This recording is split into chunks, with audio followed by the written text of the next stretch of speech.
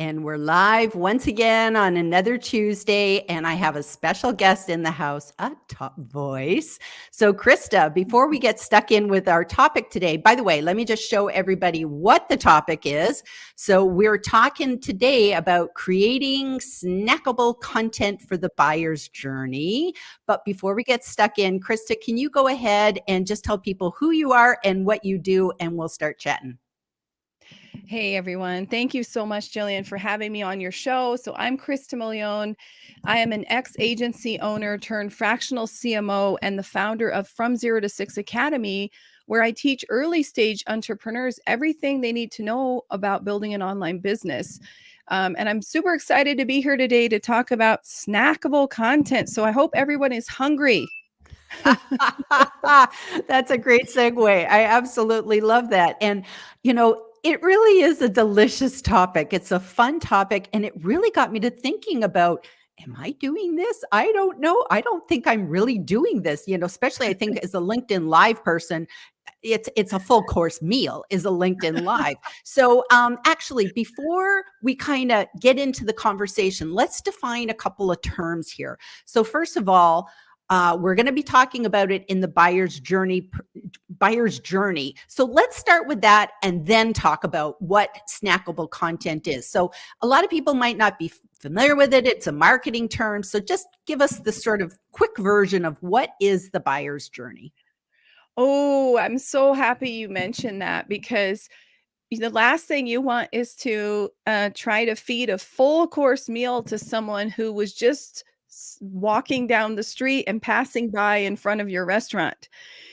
So it's basically the 5 stages of awareness is what we call the buyer's journey, and it goes from completely unaware of their need or their interest in your product to knowing a little bit about this topic and being kind of interested to starting to be very interested and starting to think, hey, maybe I need this. Maybe I want to be involved, to actually going and eating at your restaurant, buying your product, becoming a diehard fan, basically. And that is the marketer's dream, is to bring people all the way down that path to be a regular at your restaurant.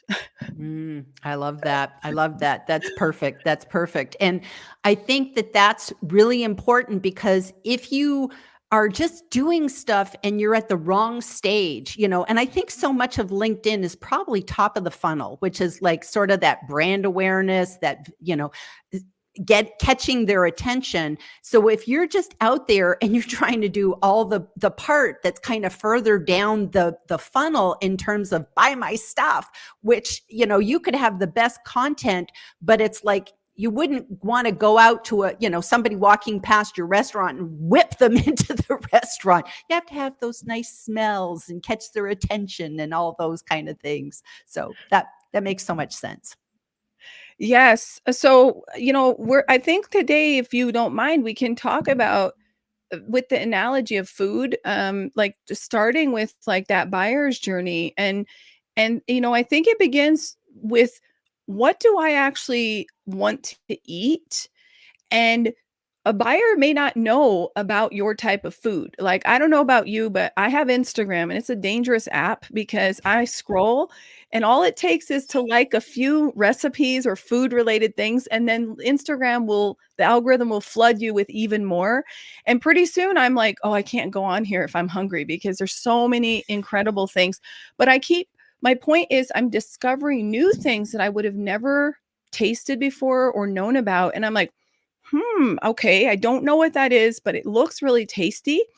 So I think that's kind of what your content can be like. The main thing about food and content is that it has to look good, because even before I put it in my mouth, I need the appearance, the packaging, the atmosphere to appeal to me.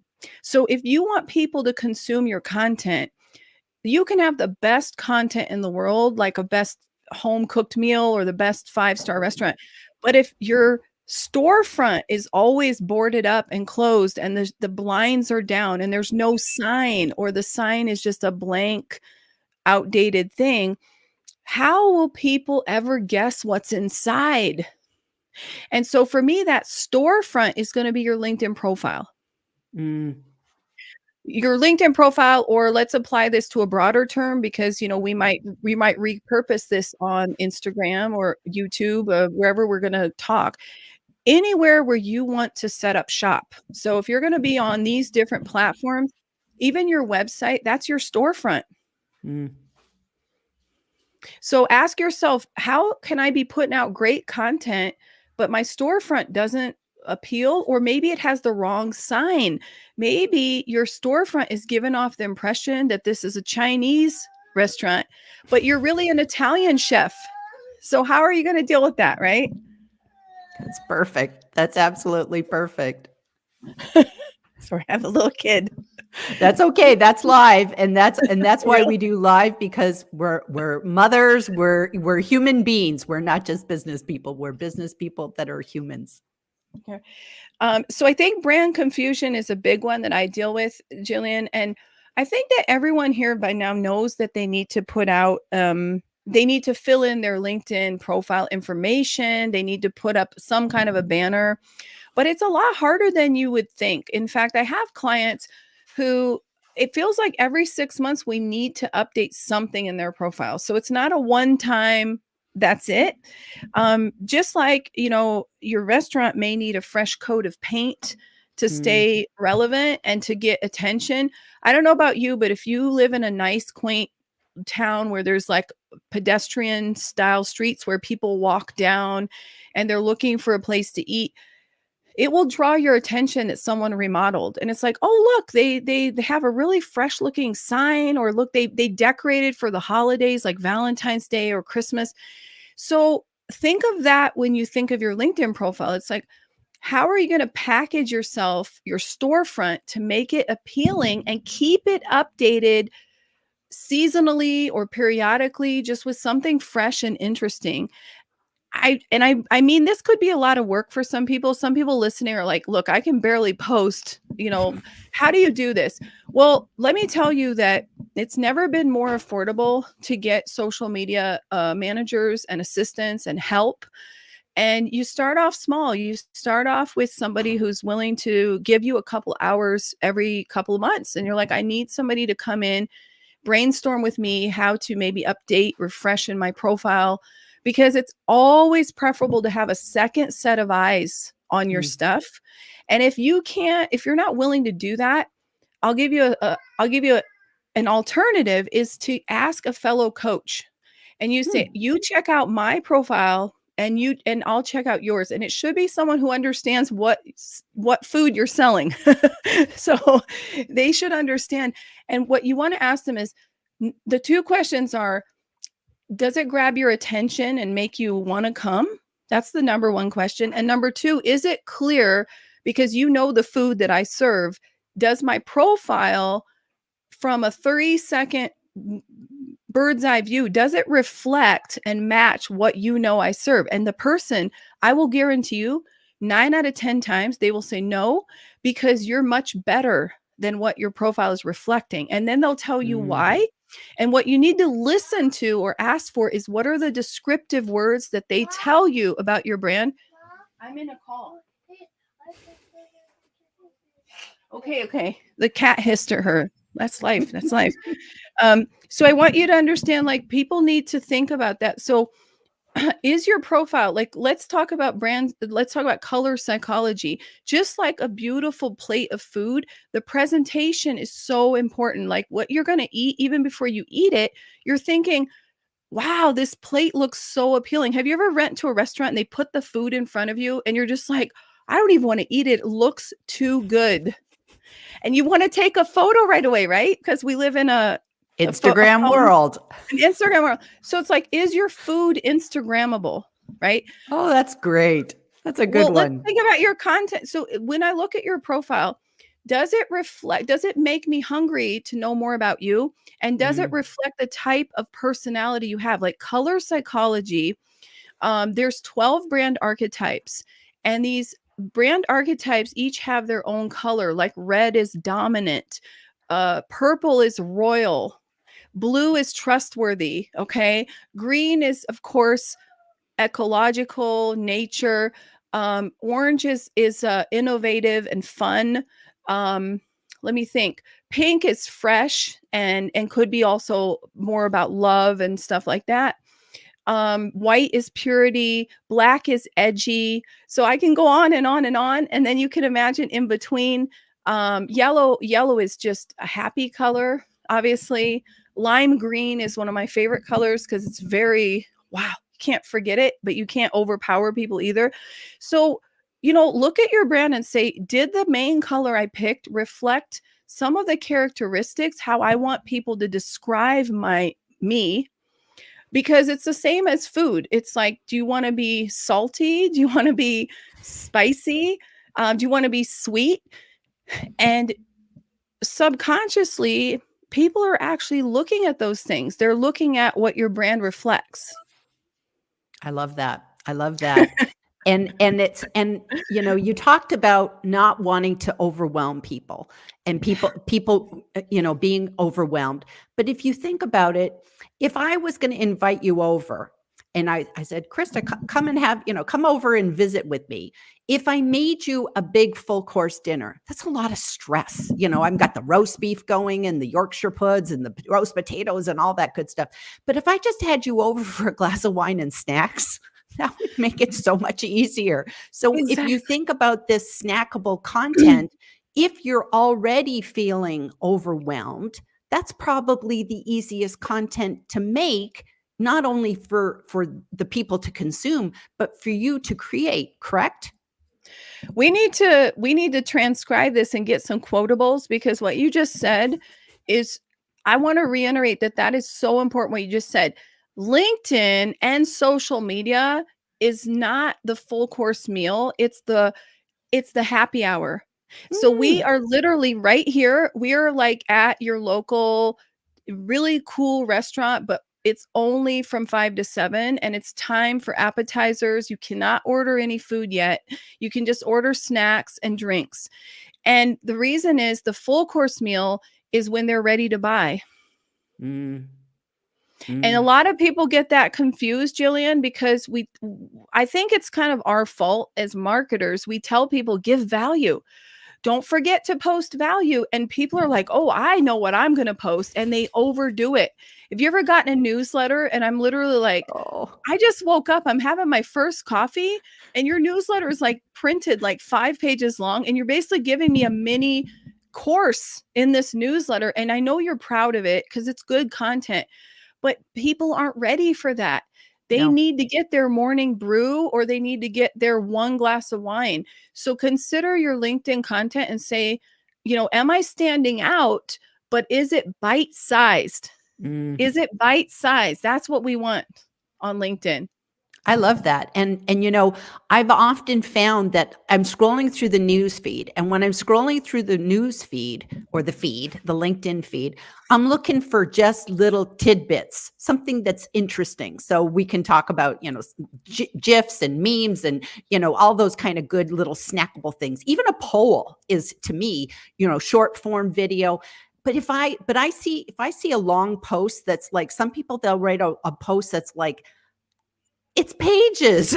I'd be scrolling forever. It's like, this is an article. If I wanted to read this, I would go to your article and then I would consume all this. And even with an article, break it up, folks. Put some of the snacks in your articles even. That's another idea. It's like, I'm much more likely to read a newsletter if you give me some breaks and I can see a GIF or a video or something that breaks that up. But a big wall of text, I'm out of here.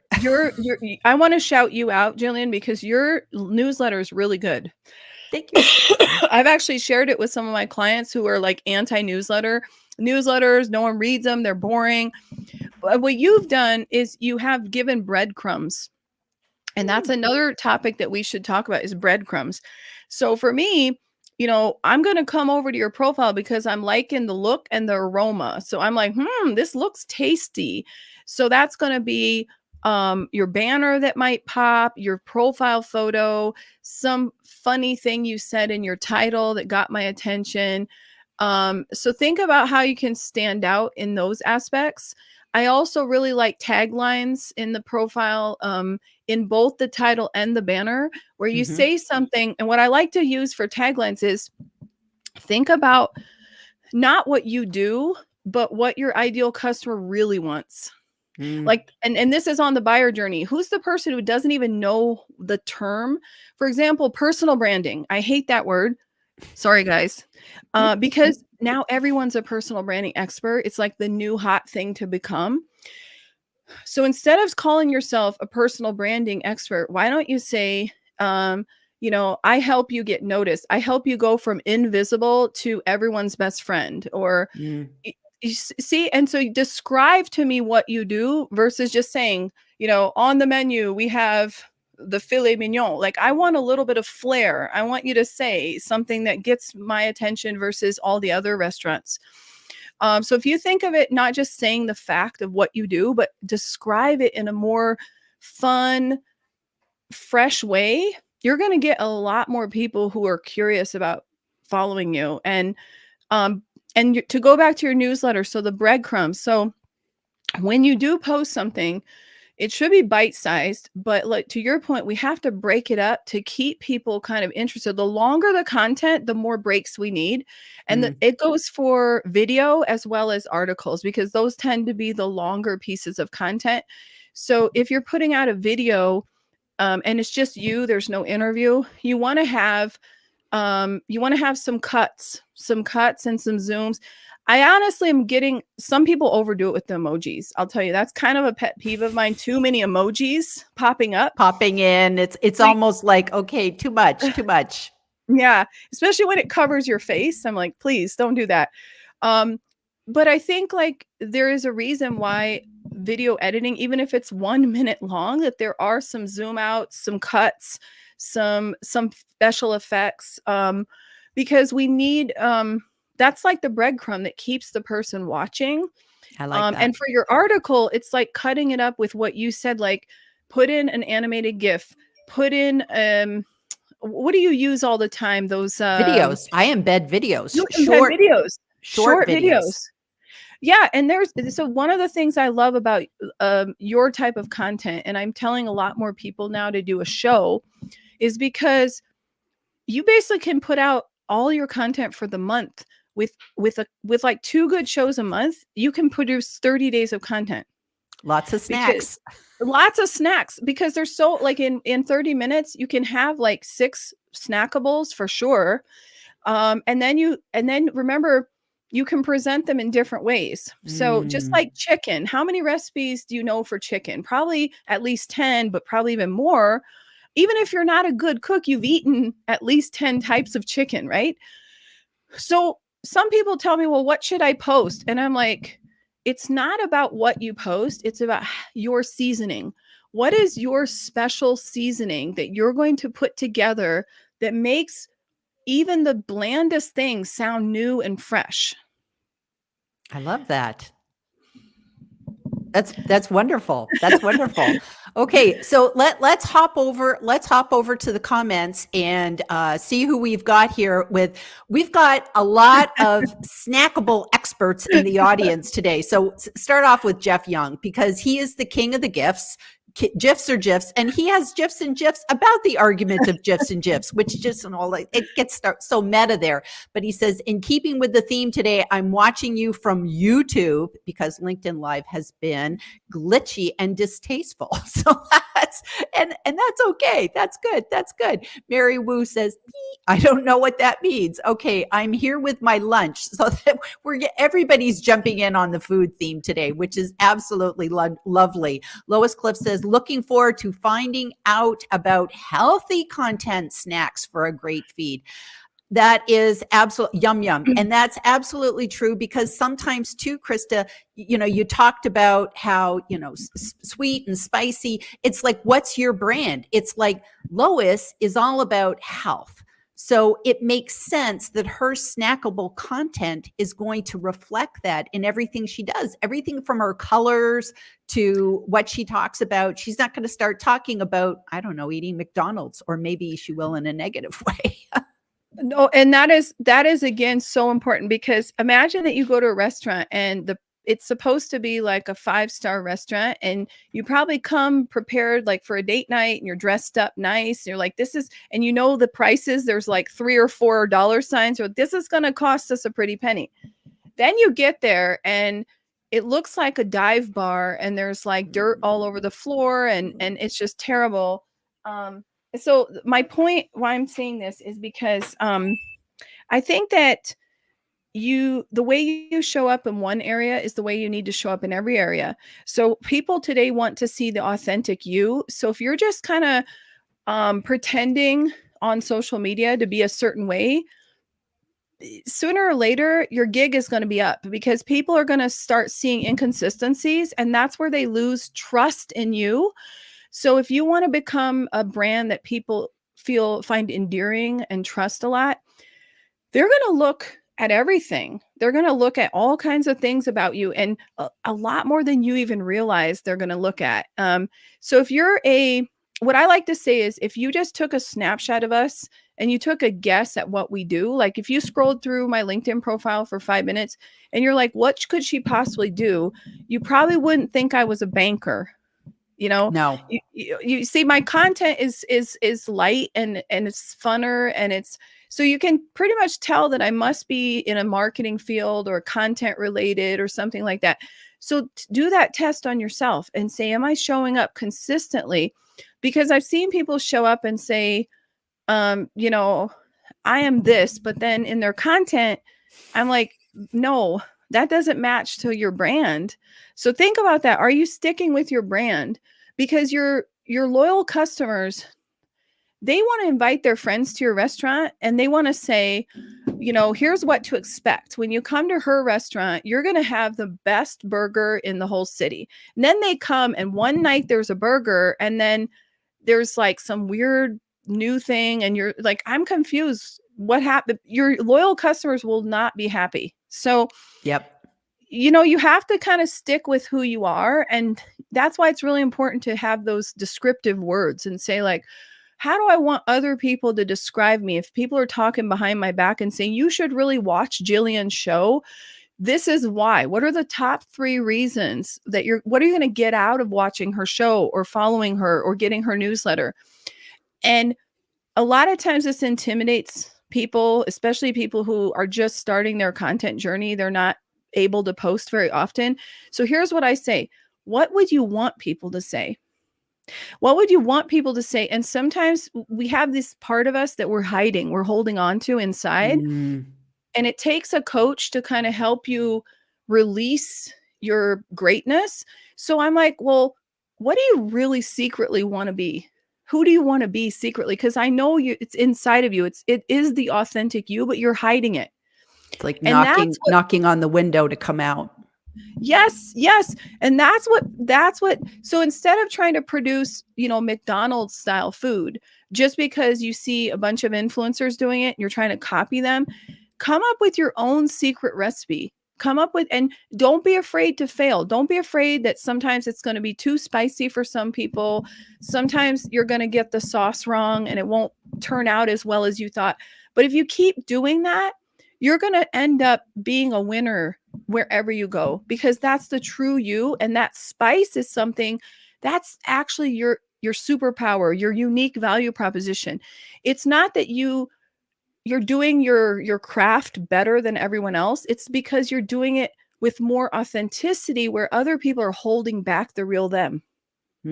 I love that. And, it's funny. This just came to me just now, but I was wondering, if you had to say what sort of baked good you were, and I was sitting here and I thought, I'm a cookie. I'm a cookie. Like some people are like a fancy cake. Some people would be a truffle. Somebody would be a chocolate eclair.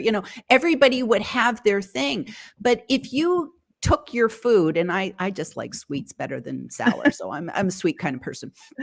But if you think about it, you could say, is that reflected in everything I do? I wouldn't normally, I'm never going to show up and be somebody that puts on, I'm not into fancy makeup and shoes and this and that. So you're never going to see that in my content. But you're going to see stuff about books because I like books. It has nothing to do with my business, but that is me as a human being.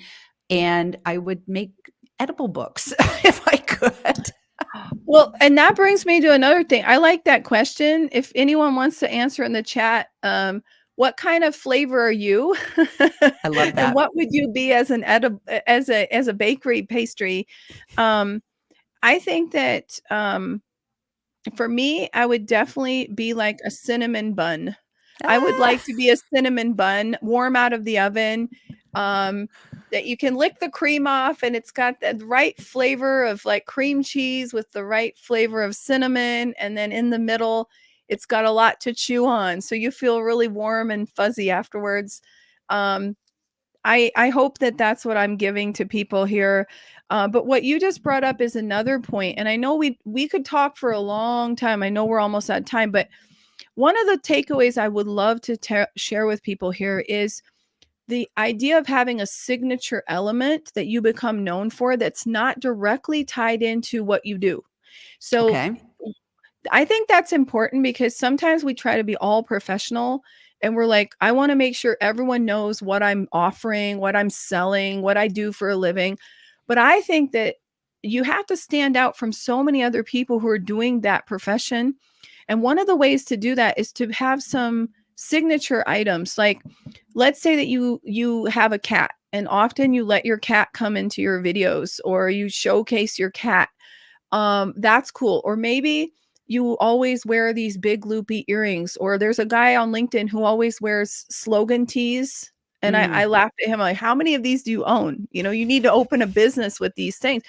Has nothing to do with what they're selling, but it really does make them known for that. And I Mm. think these little signature elements can really make you more endearing to people, you know? Right. And plus also too, they're conversation starters. Cause it's like I always think of like John Asperian. He's relentlessly helpful. And I think he's gone and like, trademarked that name. And then also too, he has on his profile, not a douche canoe. And it's like you hear that phrase, you immediately think of John. But if you aren't aware of what that means, that's a really great conversation starter. The first time that say you had a consult with John, you could say, "What is that all about?" And he could, and it is his brand because he's not that, so it could be the same thing. I tell people, even though I have 4 passports, I'm not an international spy, because it's funny and it's silly and it's goofy, but then it's a conversation starter of like, why do you have 4 passports? Why do you have 4 citizenships? What's that about? It gives us somewhere to begin to have a conversation. I love that. I think today we've covered quite a few things, but ultimately you I think we really need to end this by telling people that you do you. It's really Mm. important to come up with that recipe. You're not a bland, flavorless chicken breast. You are not. And just because there's a lot of people who are offering, working in your field or whatever, you can be the amazing version of you. Mm. But don't be afraid to experiment. Don't be afraid to experiment and think this a little bit over about what you want to convey and what would you like others to know about the true you. And sometimes it starts with admiring other people and saying like, okay, who comes to mind? Who is the content creators here on LinkedIn or on other platforms who come to mind that you admire the most? And then write down those names. And even if they have nothing to do with your specialty and your brand, describe how they made you feel and Mm. say, I love to follow her because she's so authentic and real, or she's so funny, or her life, she shows all these things that are interesting about her life. So write down that, and that can be your brainstorming. And then we can go and have a content powwow session together, and we can say, tell me more. How could we apply some of these things to your brand? How can we make, you have a humorous side, so show it to me, you know? So I think content is the funnest thing on earth. And I'm never full of the content, but it depends on what, because like you said, we don't want to fill people up. This is just the happy hour. So remember that, everyone. We're just giving out samples. We're just giving person one drink, and that's it. We're not trying to stuff things down their throat. And if you can follow this rule and think of the food analogy, I think it will help everyone here produce better content and, more importantly, have fun. That's important. That's important. And, and it's like, I just think, I know that you're across the pond right now, but it's like, I always think of Costco, and that's something that's particular to being in the United States, where at Costco, it's a big box store, and there's people that serve snacks, and it's like everybody laughs. You go to Costco, you get full before you leave, because it's like they got cheese things on one aisle, they got little paper cups with pretzels. You can go there, and it's a great place to take your kids because they get fed while you're going through.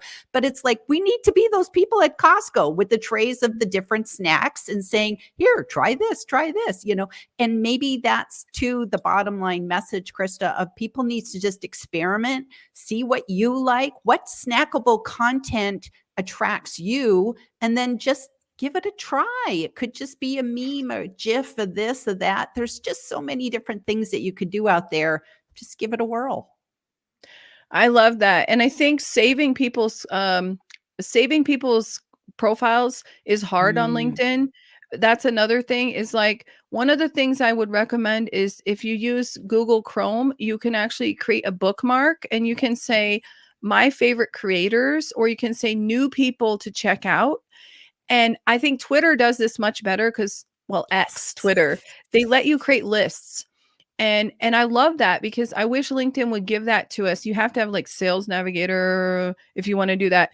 But you can do this for free on Google Chrome, create bookmarks, and then start journaling about like what attracted you to those people, what caught your eye, and maybe you'll start being more aware. Oh, it was their smile, their picture really popped, or their background of their photo, they cut it out and they have a color, or the banner was really funny, or like John, the title was a conversation starter and it was fresh and unusual.